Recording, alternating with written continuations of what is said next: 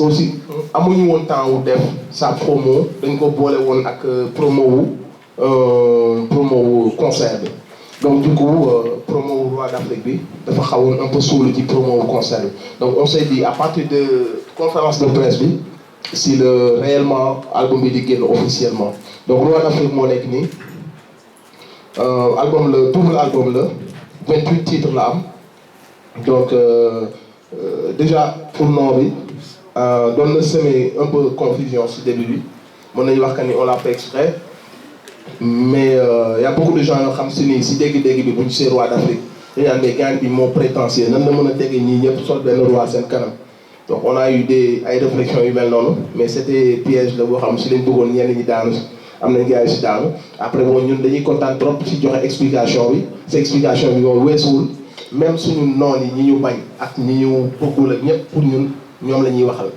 képp kuy africain album bi yow lañ siy waxal pour ñun li ñu jàpp mooy ñii nii ñun ñooy seen ay héritier te ñii ay roi lañ ñii ñu nekk si kanam ñëpp ay roi lañ dañ leen tànn rek mais Afrique musul manqué ay roi musul manqué ay guerrier Afrique peuple bu fier la peuple bu mag la Afrique peuple la boo xamante si nii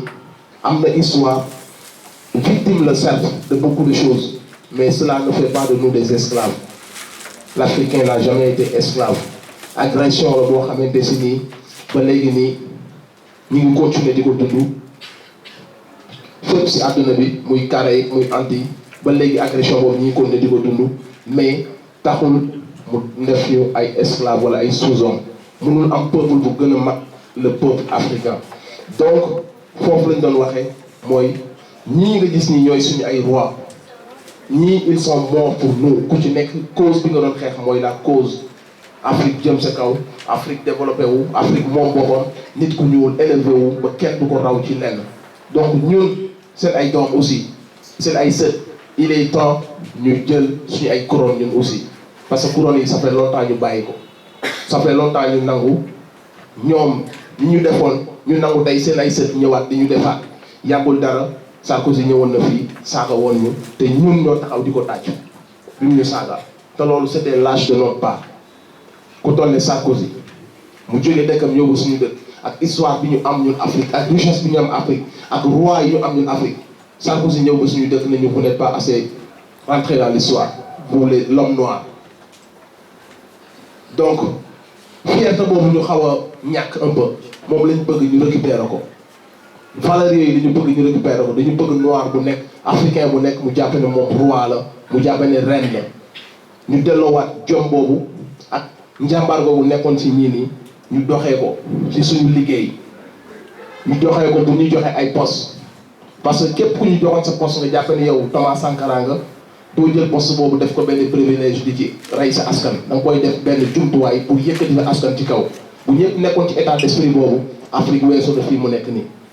loolu moo tax pour rendre hommage suñu guerriers yi aussi pour réveiller waat le peuple africain moo tax ñu tuddee album bi Roi d'Afrique hommage la bu ñuy rendre à nos héros à nos guerriers à nos rois à nos révolutionnaires qui sont morts pour nous mais aussi appel à ce que le peuple africain yeewu xippi ay bëtam jël seen lettre de noblesse mu xam que ni nous sommes les seuls à le vouloir que muy leer dañu bëgg a maintenir suñu bopp si ndox bi ñu nekk ay éternels consommateurs ñuy exploiter génération bu ñëw exploiter ñu jàpp ñu des hommes des sous-hommes ñu jàpp ñu des hommes qui ne réfléchissent pas ñuy continuer ku leen neex ku bëgg mu falu Sénégal ñu xool ay financement jaare ko feneen yow nga falu ku bëgg nga folleeku ñu takkal la ay béjjën jiiñ la dictateur jiiñ la lii jiiñ la laa sa peuple bañ la ñu jaare ko foofu folle la ba léegi loolu moo am te ñun ñu ngi koy nangu nous les Africains il est temps que décision yi ñu koy jël suñu bopp ñun Africains yi il est temps bu fekkee am na ay banques africaines ñu mettre leen en valeur ñu bu fekkee am na ay richards comme ni ko Akon di waxee ci benn vidéo su fekkee am na ay milliardaires bu ñuy jëlee seen xaalis au lieu que ñu dem jox ko ay banques yeneen xeet ñu ñëw jox ko ay banques africaines il est temps que ñu former ay ingénieurs yu mag a mag yoo xam ne mën nañ defar ay avion ay auto ay réew lu mënta doon ñuy consommer des produits africains il est temps que ñu xam ne ñun suñu cerveau yi ñoom gën la wuñ ñu cerveau il est temps ñu xam que nous ne sommes pas des sous-hommes il est temps que ñu xam que ni on est des êtres humains te cerveau bi ñu am cerveau bi doom yàlla jox doomu aadama yëpp moom lañ jox ñun africains yi mais lu tax ñu nangu wu ñu utiliser cerveau boobu comme ñeneen ñi ni ñu koy utiliser lu tax ñu nangu nekk ay éternelles victimes ñu ñuy manipuler suñu njiit ñëw fi nekk fi seen ay marionnette di demee seen i waaw di demee seen i déet ñoom luñ dicté suñu nguur yi dicté ñu ko jaaree ko ci suñu yenn guide yi wala yenn yi jaaree ko foofu laal suñu sensibilité jouer ci suñu ay émotion daal di instaurer ñoom li ñu bëgg fii ak coupé wuñu cordon boobu am na mouvement yu mel ne Y'en a marre lu nekk dégg nañ ko mais mouvement yu mel ne Y'en a marre su bëri woon Afrique léegi Afrique soppeeku parce que discours bi ñuy tenir dafay yee doomu aadama da lay xabtal parce que ñoom yàlla daf leen may ñu am éloquence boobu bu ñuy wax jeunes yi dañ leen di déglu te loolu ça dérange les politiques discours boobu sëriñ si daawuñu ko wax conférenciers yi daawuñu ko wax seuls des jeunes yoo xam ne amuñu lu ñuy perdre ñoo mënoon tenir discours yooyu moo tax bi ñu ko commencé tenir lu ne dégg nañ ko ay tuxkatu yàmbaa lañ ay sagaru rappeur lañ ay lii lañ ay la lu ne dégg nañ ko mais engagement boobu bu amee ba àgg ci waa balai citoyen ñooñu gis ngeen bi ñu taxawee fépp gis nga liñ am te genre courant yi mel noonu mi ngi waaj a am ay film bi fépp si Afrique courant yooyu ñu ngi commencé di former wu donc genre réflexion yooyu genre façon de faire yooyu bu ko la jeunesse africaine commencé def léegi les jeunes yeewu te bu jeunes yi yeewu Afrique yeewu dinosaures yi kase ñoo fi nekk yor seen confort ak seen alal foo dem ñoo fa nekk pendant 30 ans comment nit mën a nekk président pendant 30 ans et nous le peuple africain ñu nangu ko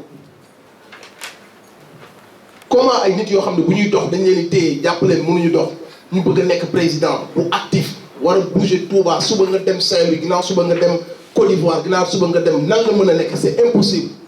ñun ñoo nanguwul yeewu ñun africains yi ñun ñoo lànk ne du ñu yeewu ñu bàyyi tubaab yi continuer di ñu manipuler continuer di ñu utiliser continuer di ñu traiter comme des sous-hommes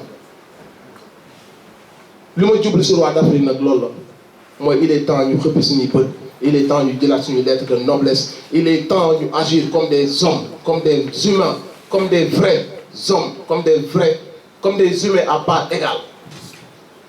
parce que histoire lu ñu jàngal woon ba léegi dootuñu ko jàngal war nañoo mën a xàmmee instant bi kan mooy suñuy ami ak kan mooy suñuy ennemi ku jug pour yëkkati Afrique dañ lay rey ku jug pour yee Afrique dañ lay rey ku essayer nga fexe Afrique intelligent dañ lay rey ku fexe nga fexe Afrique jaarale affaire si yoon dañ lay rey ku fexe nga fexe Afrique moom boppam indépendant mën a créer ay mbiru boppam ñu dem ba am suñuy moyens am suñuy satellite loo xam ne ñun africains yi c'est pour les africains développement Afrique lay doon ku mel noonu dana fexe ba takkal la ay béjjën jiiñ la jaabul jaxase la ak sa peuple jël seen ay médias jaxase bopp médias yi reylu la te boo moytul arme bi lay rey say askan lañ koy jox ñu wëlbati ku rey la il est temps ñu yeewu bañ loolu fépp ñu ngi koy nangu du ñu dem fenn loolu mooy le message de Roi d'Afrique moo tax ma tudde album bi Roi d'Afrique pour delloo les Africains seen royauté seen couronne ñoom ñëpp yéen ñi toog fii yëpp ay roi ngeen ku ci nekk couronne te couronne bi métaphore la mais ku ci nekk tey jii buñ ko doon xool mu visible sa bopp dañ cee war a fekk couronne te loolu lañ koy wane mooy si doxalin bi la tey boo ñibbee di dox dem si tubaab bi wala nga dem sa liggéey ni ngay doxee ak ni ngay doxalee mooy wane ni yow noble nga sa liggéey sa fayoor li ngay fay boo ko jëlee nga yem si bañ a jël lu ci bokkul ça veut dire que yow noble nga roi nga heure bi nga war a xëy soo ko xëyee ñu ne la 8 heures midi nga respecté 8 heures midi ça veut dire yow noble nga bu nga nee yàlla may na la xam-xam pour nga jàngale ko ba mu jaral la sax parfois nga waroon a grève ngeen trouver ay consensus ba fexe ba sauver seen ay élèves bu dëkk seen ay doom seen ay jarbaat ngeen bañ a yàq seen année scolaire mu jaral leen ngeen def ay sacrifice mu jaral leen ngeen xeex yow ak militaire bi dem si àll bi di guerre yéen a yem héros nga te noble nga su ñuy wax que ni roi nga genre comportement yooyu mooy tax ñuy wax nit roi nga donc récupérez vos couronnes il est temps que vous tous ngeen ñëw jëlaat seen ay couronnes jëlaat seen place nekkaat des rois yu ngeen nekkoon te moom ngeen di mës a doon parce que ci loolu xaal boobu la leen yàlla bind vous êtes des rois d'Afrique yéen ñëpp vous êtes des reines d'Afrique yéen jigéen ñi. donc loolu mooy le message de roi d'Afrique. c'est un album boo xamante ni je l'ai voulu vraiment très positif ay messages yu bari laa si lancé titres yi aussi boo dee xool aussi ñi ma xam-xam sama univers xam nañ que ni loolu laa gëm rap bu dul rap bu engagé du yeete du rap ay kebetu la wala musique bu ñàkk fayda la. weesoo aspect musique bi aspect festif bi mooy li ci gën a ndaw pourcentage bu ndaw la war a nekk ci ab album bu ñuy wax rappeur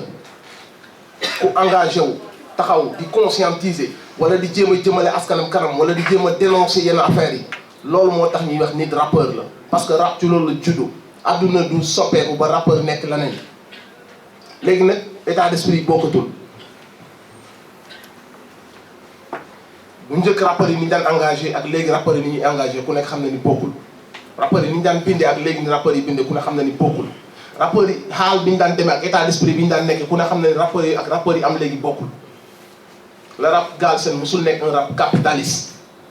musul nekk un rap qui parle de chiffres c'est un rap qui a toujours prôné des valeurs rap boobu bis bu ñu ko changé di ngeen commencé gis yi am faneen di am fii parce que yi am faneen di sax amagul fii c'est parce que rap bi ni gars yi di dàqante ci chiffres yi ak yeneen yi rap bi musul nekk rap boobu rap bi ci valeurs yi la doon dàqante si cerveau yi si engagement yi si lan laa mën a apporter sama askan loolu moo nekkoon base bi soo ma déggee may wax tam nga ni kii il est pas ambitieux parce que aussi foog mu liggéey xaalis bien sûr que foog mu liggéey xaalis mais rap boobu noonu la ñuy jéem a xool nan la ñuy def nag ba mu liggéey xaalis foofu la dil bi nekk dil bi nekkul kenn ñëw nañu bàyyi leen seen làkk ñu bàyyi ko waaw ñu bàyyi suñu làkk li tax ñuy bàyyi suñu làkk lan moo tax ñun ñu war a bàyyi suñu làkk parce que rap américain kese moo amoon français yi ne leen non ñun aussi suñu dos day exister te dañ koy def à notre manière dinañ ko def ci normes yi parce que normes yi c'est universel foo dem ci àdduna bi même normes yi la mais dañ koy def ci suñu kalaama ba exister suñu waa réew di xam lu ñuy wax ba pare ñeneen ñi ñu bëgg xaw a découvrir quelques mots ci suñu làkk français yi imposer seen bas waaw tey ñun africains yi ñu toll foo xam se ni foofu la aussi dañu war a imposer suñu bas ba ñëpp xam ne ñun respecté na normes yi parce que normes yi c'est universel yooyu yëpp d'accord nañ ko fond musical bi et tout ça après ñu ne ñu non non non yéen pour ngeen dem nag yéen bokku leen ak français yéen da ngeen di bàyyi seen làkk li tax ñuy bàyyi suñu làkk bàyyi wuñu suñu làkk boobu la ñu war a def ba tey boo déggee boo nekkee chinois nga am sa benn copain bu la tegal doo modèle soo ko laajee pourquoi doo bu la expliquer ñun doo fan lañ koy utiliser ci làkk dana xam ni doo xëy na négation lay indi wala doo lii lay indi bu ko defee chinois boobu à partir de jour boobu dina xam ni doo réel day jiital doo da dina jàpp suñu làkk la moo tax waruñu jàngal àdduna bi suñu làkk c'est pas normal ñu xeeb suñu bopp à ce niveau parce que aussi nee nañu ñu rap anglais kan fii moo mën a rap anglais ba dàq rap Jay-Z anglais kan moo mën a rap fii français ba dàq rap Youssoupha Kerry James NTM I am de Marseille français mais Jay-Z maa ko dàq rap wolof su ma ko bëggoon a jommal fenn rek laa koy jommale mu rap anglais ba teg ma rap olof ba pare teg mënu ma waaw parce que aussi ñoom dañu yàgg sous-estimé pour ñoom africains yi seen làkk ñoom defuñu benn effort intégré wu suñu làkk pour ñoom benn ay grognement la nii rek mosuñu ñoo jël au sérieux effort yi ñuy def ñun pour xam seen ay làkk ñoom duñu def effort yooyu pour xam suñu ay làkk waaye léegi ñun ñi nga xam se ni on est des révolutionnaires gëm suñu bopp ñun ñoo war a wax waa non ñun suñu biir non nañ bàyyi suñuy làkk buñ bëggee dem foog ñu bàyyi suñuy làkk on s'en fout bu fekkee ni xamuñu ñoom suñu làkk ok danañ mën a sentir suñu vibration suñu énergie ñu liggéey suñu fond musical ba ni nga nekk sénégalais di déglu rap américain yëngal sa bopp ñoom aussi ñu mën a nekk américain dégg rap africain yëngal seen bopp man loolu mooy sama gis-gis ci domaine boobu donc bu weesoo ay titres yoo xamante ni si nii aussi ku mel ne yaa beera avertissement la parce que aussi bu ngeen gisee yi xew ci dëkk bi léegi mooy li ñu doon wax maytul askan bi ës xool kenn du ko bës askan bi bu dee seetlu yenn yi di ko seetloo ko seetluwaat dana am fu mu toll bu fa tolloo day fippu xool kenn du ko bës métit bi bu méttee ba métti am na fu nit di toll dina révolté wu te bis bu révolté woo mooy commencé jur li ngeen di gis valeurs yi nit yi doon demee dootuñu ko demee patience bi nit yi amoon dootuñu ko am bu boobaa danañ commencé am beneen xeetu Sénégal te beneen xeetu Sénégal pour ñu bañ koo am loolu laay wax ci sound bi moo tax mu tudd ko yaa better mooy tu ferais mieux de nangam sangam genre alerte la bu ñuy jox ñun suñu politique yi gars yi ñuy jiite am na bon diema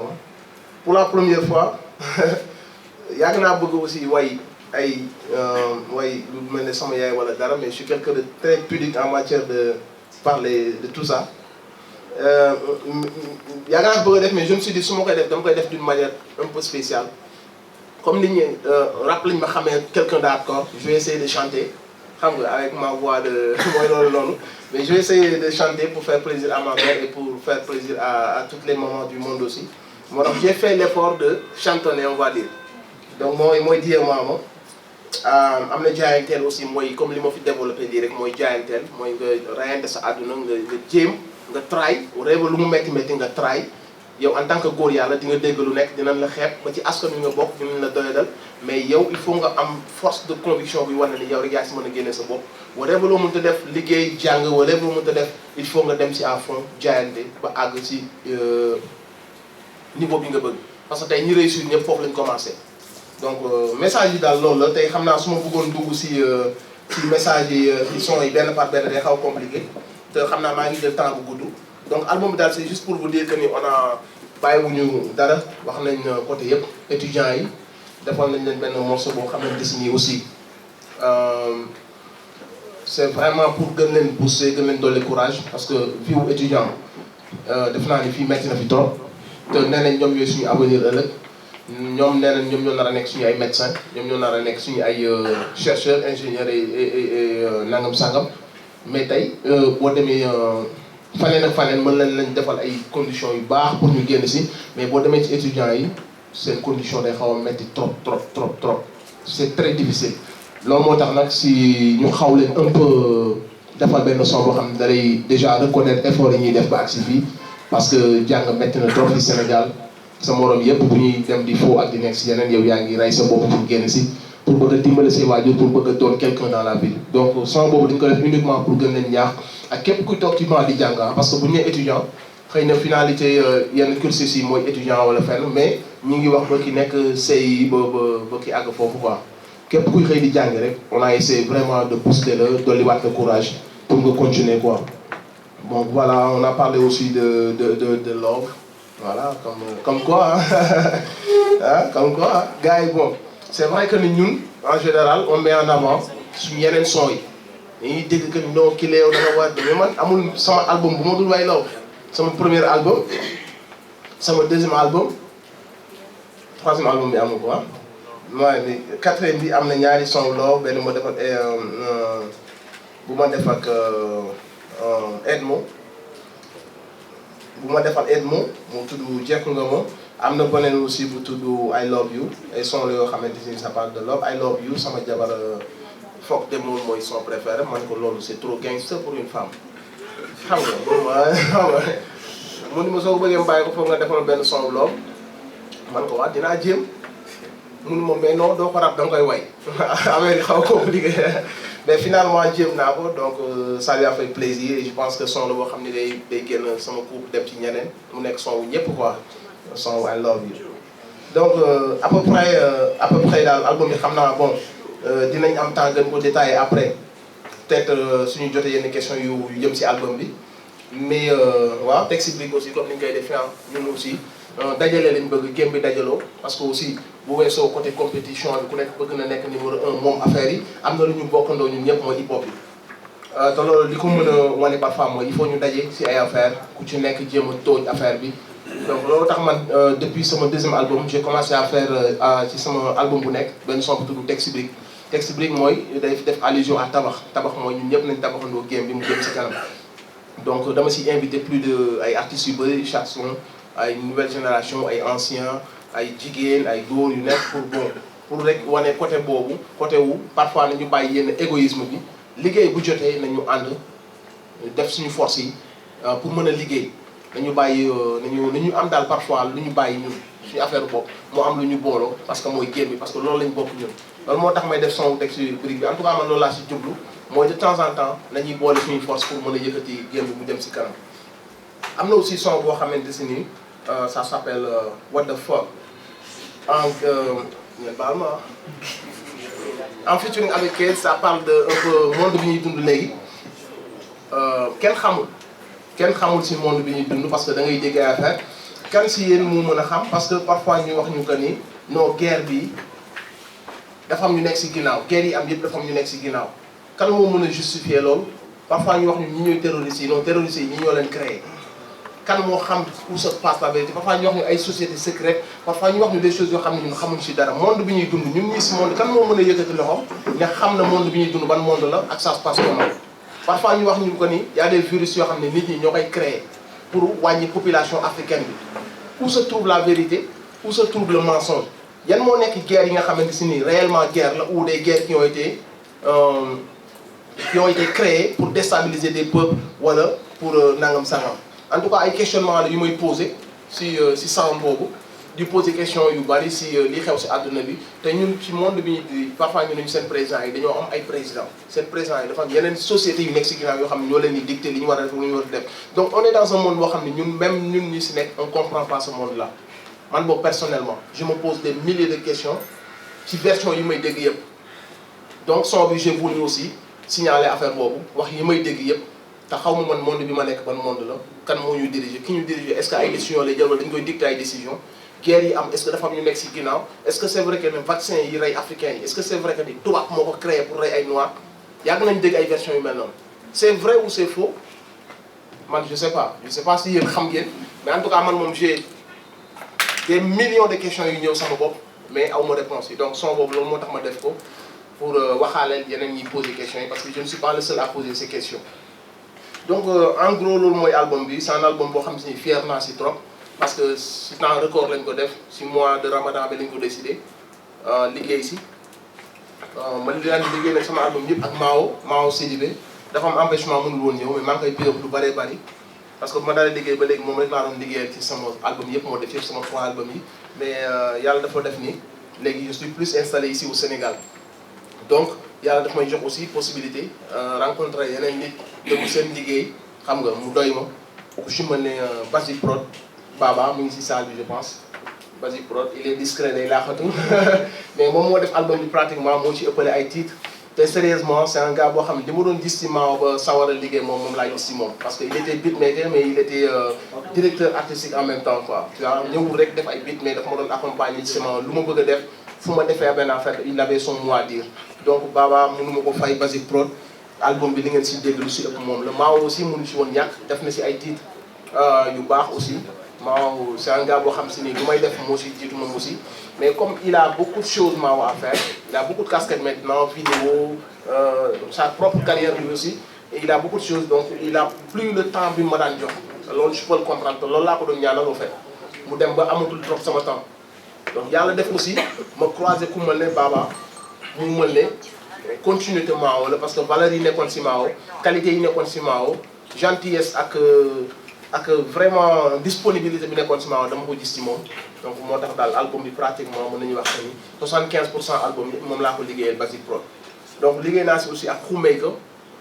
moom aussi jox na ma ñaari beat yoo xam ne joué naa ci Khoumeyka benn beat dimanche non ñaari beat maa ngi jégal liggéey naa ci ak E-Track aussi moom E-Track aussi moom jox na ma ñaari beat aussi yu ma jox yu ma def ak Jaman bu Express maa ngi koy bigab lu bari moom moo ko def liggéey naa ci aussi ak Boubacar Vazi Music moom aussi def na ma benn track ci album bi bu weesoo ñetti beatmaker yi Baba moo def pratiquement beat yëpp ak yeneen 5 ou 6 titres yoo xam ne Mao Sidibé moo ko def donc ma si content trop aussi parce que da ngay sentir différence bi war a am si beatmaker yi touche yi ak univers yu bokkul yi da nga koy sentir ci album bi bu baax donc j'ai pas daal en tout cas regretté le choix ma liggéey ak ay beatmaker yu bari donc album la boo xam ne je suis fier comme ni ma la ko wax j'en suis fier parce que si temps bu gàtt nañ ko def si mois de Ramadan bi laa ko décidé gars yi bu ñu déggee double album 28 titres ils vont se dire ah ouais kii de xam naa ay année la ko job mais modestie à part yàlla dafa def que ni biñ ci sëggee wàcc ñu ko dañ ci sëgg rek te ko wàcc mois de Ramadan yëpp dama tëju Baba Gallé ñuy Baba Basic ñu nekk Gallé di liggéey et je pense que album bi mooy album bi ma gën a fier ci sama album parce que retour yi ma si am ci ay connaisseurs ci ay rappeurs ci ay mélomanes retour bi ma si am en matière de qualité en matière de compliment de connaisseur mosuma ko am sama benn album. parce que bi ma defee RDDR gars yi newoon nañ kii la mënul def album bu gën a kawe RDDR je pense que loolu la gars yi waxoon te je pense que bii ni mu rawee ak RDDR ñëpp c'est une évidence loolu dafa leer ñëpp quoi. donc fierté la si man ma defaat album de qualité ma gis que ni public bi apprécié na ko sama fans yëpp kontaan nañ ñi ma doon défendre si àll bi yëpp rusloowu ma leen donc kontaan naa si trop présenté leen ko aussi waa d'Afrique donc loolu daal je pense en gros mooy lu ma bëggoon wax ngeen baal ma si guddaay bi ak wax ju bari ji quoi jaajëf.